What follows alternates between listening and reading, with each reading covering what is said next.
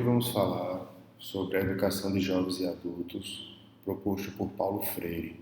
Meu nome é Diego, eu sou aluno do curso de Formação Pedagógica para não licenciados, ofertado pela Universidade Aberta do Brasil no Polo São Gonçalo do Amarante, no Rio Grande do Norte, né? Essa é uma atividade da disciplina de Educação de Jovens e Adultos. Para começar, nós vamos falar quem foi Paulo Freire. Paulo Freire foi nascido em Pernambuco em 1921, formado pela Academia de Direito, Universidade de Direito, e foi um educador e filósofo brasileiro, conhecido não só no Brasil, mas no mundo todo, principalmente pelas suas contribuições. E uma das contribuições de maior notoriedade, principalmente aqui no Brasil, é que ele trabalhou com a educação de jovens e adultos para o ensino de alfabetização. Então, quais são as críticas feitas por Paulo Freire na educação, da educação que ele encontrou à época? Primeiro, a educação bancária, ou seja, conhecimento lá dividido de forma disciplinar, onde acreditava-se que todo conhecimento você tinha que ir jogando para o aluno, como ele chamava, ele vai depositando, né?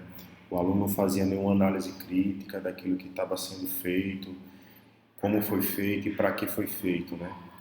Outra crítica também é sobre a memorização mecânica, que se estimulava o aprendizado do aluno apenas pela repetição.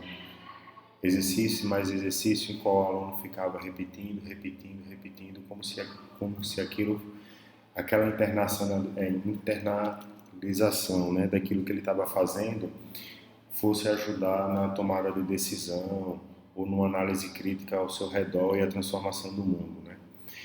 Ensinar também, no que se refere ao ensino, ao fazer pedagógico, Paulo Freire também é muito crítico em dizer que ensinar não é transferência de conhecimento.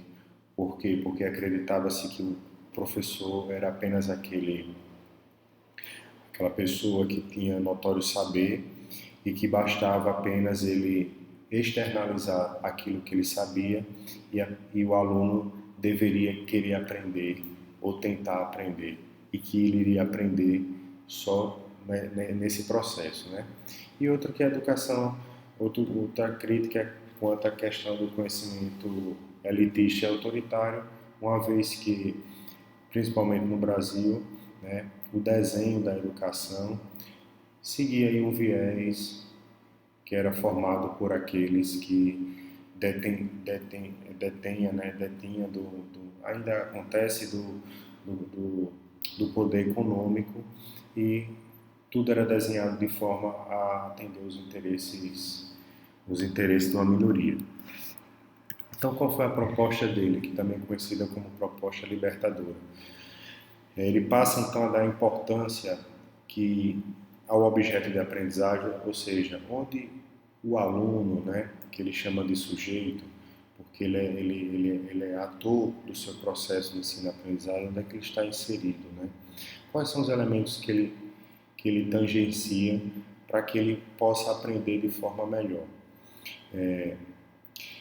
Principalmente na educação que no começo que ele fala sobre a alfabetização, né? Ao invés de usar os métodos tradicionais de ensino, ele passa a usar elementos do próprio contexto do aluno, né? As palavras, né? Os elementos que estão dentro daquele contexto que ele vivencia para que ele possa aprender a ler, né? A aprendizagem é um processo contínuo, né? Não é porque ele viu uma vez que ele estudou um determinado conhecimento que ele tem que passar para o próximo, ele tem que ficar resgatando esse conhecimento sempre e que ele sempre vai aprender, né? Antigamente acreditava-se que a partir de uma certa idade a pessoa não aprendia mais, né? Por isso também que não existia um incentivo para a educação de adultos, né?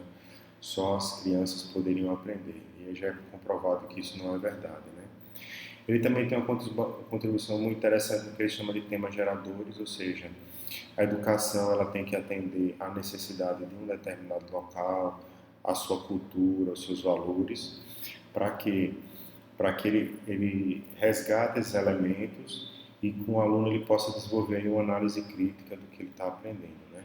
O conhecimento prévio do aluno também não tem que ser levado em consideração, que esses alunos eles eles passaram da formação dentro do período regular e muitos deles já são profissionais porque precisam trabalhar, têm família, têm valores constituídos, né, visão de mundo. Então, tem que trazer isso para o fazer pedagógico, para que o aprendizado seja mais fácil e que seja significativo para o aluno. E ele também defende que o ensinar não é apenas uma profissão, mas sim uma missão, que aquele professor dotado de conhecimento possa promover a autonomia do aluno. Muito obrigado.